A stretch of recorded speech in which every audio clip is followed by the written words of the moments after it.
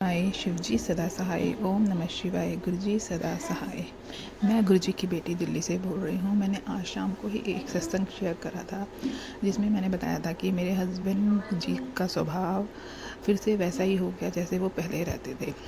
लेकिन मैंने गुरुपति के आगे उस टाइम अरदास करती रही, बोलती रही गुरुजी प्लीज़ इनको थोड़ा सा ठीक कर दो, इनको सही कर दो और ये अपना उस कमरे से जिसमें ये बैठे रहते हैं 24 घंटे फ़ोन देखते रहते हैं उससे बाहर निकले और टीवी देख ले या फिर कुछ और कर ले, लेकिन इससे निकले बाहर, मेरी बात सुने और बाहर आ जाएं और बैठे बाहर जाके। तो गुरुजी ने मेरी अरदास ये सुन ली और ये इनको 2-3 बार मैंने कहा कि कमरे से बाहर आओ, कमरे से बाहर आओ, तो ये आ गए और कमरे से बाहर आके इन्होंने थोड़े से शब्द भी सुने और वे अपना कमरे से बाहर आके टीवी देख रहे हैं। अब बस गुरुपाद से अरदास है कि बच्चे आए थे, बच्चों से भी प्यार से बोल लें और कल सुबह अपना नहा धो के अपने काम पे जाने की तैयारी करें। और अनंतन अनंतन शुक्राना गुरुजी उसके लिए कि आप इतनी जल्दी सुनते हो, सब इतनी जल्दी सुनते हो, उसके लिए बहुत अनंतन अनंतम शुक्राना। बस अब ये सबसे बात करना शुरू कर दे, बच्चों से, मेरे से, उसके वो भी मुझे पता है गुरुजी आप जल्दी से जल्दी कर दोगे वो काम भी।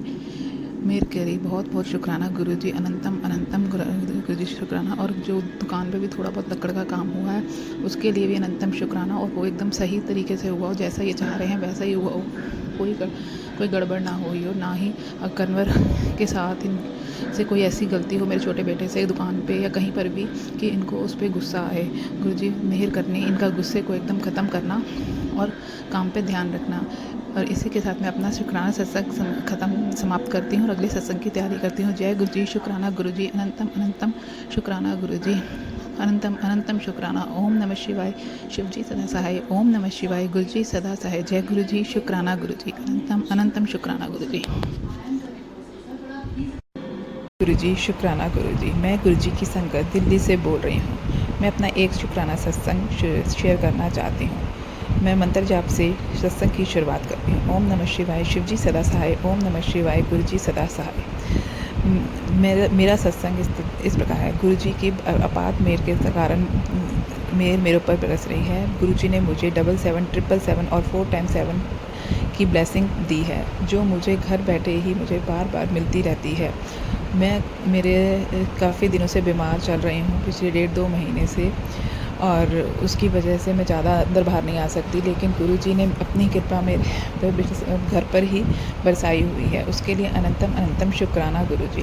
गुरुजी की कृपा से मेरे हस्बैंड का स्वभाव पिछले 1.5-2 महीने से बहुत अच्छा था, लेकिन अब पता नहीं किसी ने कोई काला जादू कर दिया या क्या कर दिया या क्या हुआ, मुझे नहीं पता। मेरे को सपने में मेरी दरानी और मेरे सासू माँ के और मेरे देवर और मेरे ससुर जी को भी दिखाया गुरुजी ने। और गुरुजी ने मुझे कई सत्संग ऐसे पढ़वाए थे जिसमें कहा था कि मैं तेरे को सपने में दिखाऊंगा जो तेरे ऊपर काला जादू करते हैं, उनके शक्लें।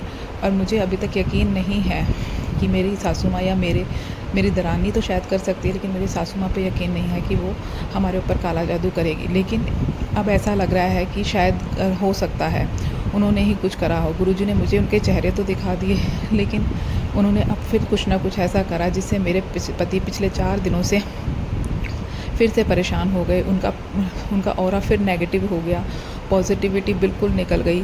और पहले वो शब्द कीर्तन सुन के अपने ऑरे को सही कर लेते थे, लेकिन अब 4 दिनों से वो बिल्कुल शब्द कुर्बानी नहीं सुन रहे। मैं कितनी बार उनको कहती हूँ सुन लो, लेकिन वो नहीं सुनते।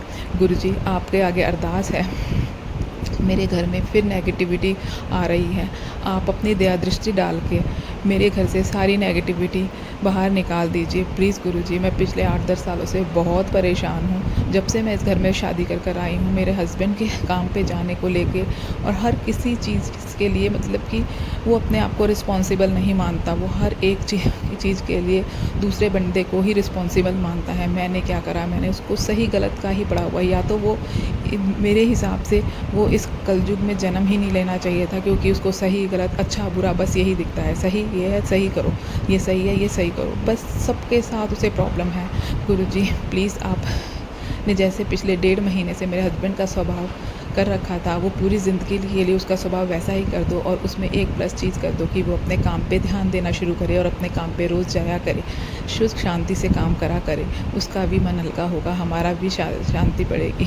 गुरुजी प्लीज़, मेरे पापा ने बहुत मदद की है, अपनी ज़मीन बेच कर मुझे 17.5 लाख रुपए दिए हैं। इसको उसकी भी कोई वैल्यू नहीं कि ऐसे ऐसे दे रहे हैं, फेंक फेंक के दे रहे हैं, ऐसे कर रहे हैं। लेकिन गुरुजी जब उन्होंने पहली बार किश्त दी थी तो उसके बाद भी इसने काम, मेरे हस्बैंड ने काम पे जाना नहीं शुरू करा था। आपको सारी बातें तो आपको पता ही हैं, आपको क्या बताऊँ। लेकिन बस मैं इस चीज़ को मैं अपना पॉजिटिविटी लाना चाहती हूँ। मैं चाहती हूँ मेरे घर में शांति रहे। प्लीज़ गुरुजी मेरे हस्बैंड को जल्दी से ठीक करो, क्योंकि मैंने अब तक अपने लिए जो मांगा है वो सब उल्टा ही पड़ा है, उससे मैं और परेशान हुई हूँ। आप मेरे लिए सोचिए, जल्दी सोचिए और मेरे लिए घर में सुख शांति और पॉजिटिविटी बरसाइए।